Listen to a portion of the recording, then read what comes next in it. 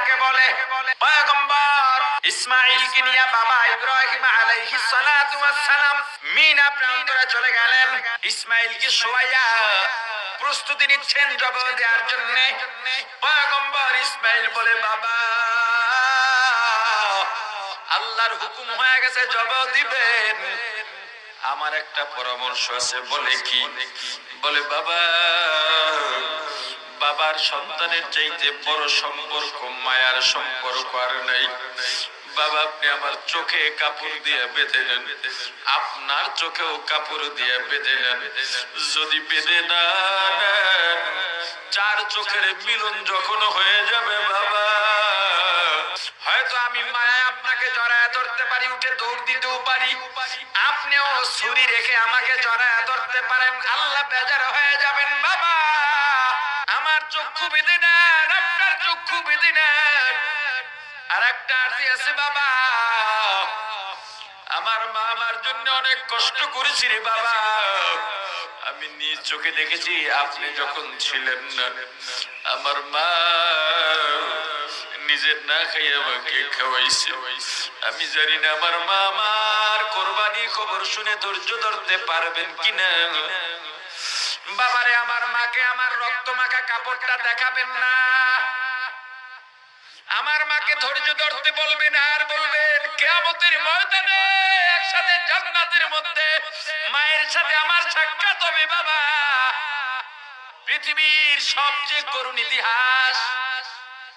সন্তানের পরামর্শ পয়গম্বরের কাছে মনোভূত হলো। পয়গম্বর চোখ বেঁধে দিলেন, সন্তানকেও চোখ বেঁধে দিলেন। ধারালো ছুরি নিয়া সন্তানকে শুয়াইয়া ছুরিটা সন্তান ইসমাঈলের গলার উপরে আসমানের দিকে পয়গম্বর তাকাইছেন আর বলেন, আল্লাহ আপনি সাক্ষী থাকেন, এ ফেরেশতা সাক্ষী থাকো, এ আসমান সাক্ষী থাকো। আল্লাহ আপনি বলেছিলেন আমার মায়া সন্তানের প্রতি না আপনার প্রতি। আয় আল্লাহ আজকে আপনাকে সাক্ষী রেখে সন্তানকে আমি আপনার নামে জবে করে প্রমাণ দিতেছি, আমার মায়া সন্তানের প্রতি নয়, আপনার হুকুমের প্রতি আমার দায়িত্ববোধ বেশি। আসমানের সমস্ত ফেরেশতারা জীবনে দুইবার কেঁদেছে। একবার কেঁদেছিল পয়গম্বর আলাইহিস সালাতু ওয়াস সালাম, আমাদের নবী মুহাম্মদুর রাসূলুল্লাহ সাল্লাল্লাহু আলাইহি ওয়াসাল্লামকে তায়েফের দুষ্ট কাফেররা যখন নির্যাতন করেছিল, চতুর্দিক থেকে পাথর মেরেছিল, নবীজি সাল্লাল্লাহু আলাইহি ওয়াসাল্লাম নির্যাতনে রক্তে রঞ্জিত হয়ে গেছেন। এমন কি নবীজির শরীরের রক্ত মরকে পায়ের জুতা পায়ের মধ্যে আটকে গিয়েছিল। এমন সময় নবীজি তায়েফের প্রান্তরে এক পাহাড়ের কাছে গিয়া আল্লাহর দিকে হাত বাড়াইয়া চোখের পানি ছেড়ে কেঁদেছেন আর বলেছেন, আল্লাহ ওরা সবাই আমাকে পাগল বলে রে মালিক,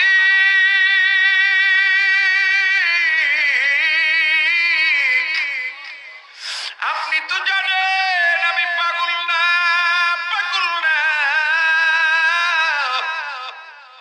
পয়গম্বরের ওই সময় চোখের পানিতে আসমানের সমস্ত ফেরেশতারা কেঁদেছিল। আর একবার কেঁদেছে পয়গম্বর ইসমাঈলকে যখন শোয়াইয়া পয়গম্বর ইসমাঈল ইব্রাহিম আলাইহিস সালাতু ওয়াস সালাম ইসমাঈলের গলার উপরে ছুরি ধরে যখন আসমানের দিকে তাকিয়েছিলেন, তখন সমস্ত ফেরেশতারা কেঁদেছে। আল্লাহকে সাক্ষী রেখে পয়গম্বর আল্লাহু আকবার বলে যখন ছুরি চালানো শুরু করেছে, ফেরেশতারা কাঁদে আর বলে, আল্লাহ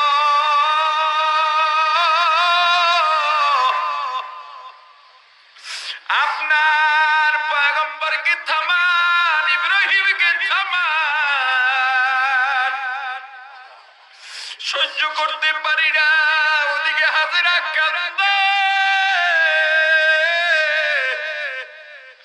আয় আল্লাহ আপনার পয়গম্বর তো পরীক্ষায় উত্তীর্ণ হয়ে গেছে, আয় আল্লাহ আপনি থামান, না হয় পৃথিবীর করুণ একটা ঘটনা ঘটে যাবে, বাবার হাতে সন্তানের জবে হোক পৃথিবীতে ইতিহাস হয়ে থাকবে। আল্লাহ এগুলো সহ্য করার মতো নয়, পয়গম্বরকে থামান।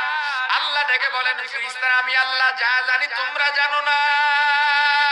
আল্লাহ ছুরিকে বলে দিয়েছেন, ছুরি পৃথিবীর কিন্তু আমার ইসমাইলের একটা পশম যেন না কাটে।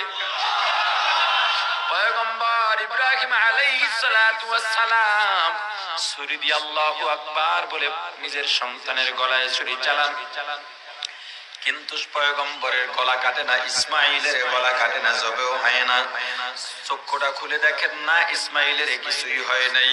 আবার শোয়ান, আবার ডাক দেন, আয় বাবা আয়, তাড়াতাড়ি আয়, কপাল বুঝি পড়ছে। সন্তান আগ্রহের সাথে দৌড় দেয়, বাবা কোথায় ভুল, দেখেন ছুরিটায় ধার আছে কিনা। কেমন বাবা কেমন সন্তান। ওদিকে মা দোয়া করেন, আল্লাহ আপনার হুকুম যদি হয় আমার ইসমাইল যেন উঠে দৌড় না দেয়, আপনার ধৈর্য দিয়ে দিয়ে আমার স্বামী ইসমাইলের বাবার অন্তরে আপনি শক্ততা ধৈর্য দিয়ে দেন, যাতে সন্তানের মায়ায় ছুরি ছেড়ে দৌড় না দেয়। সন্তান ব্যাকুল, মা ব্যাকুল, বাবা ব্যাকুল।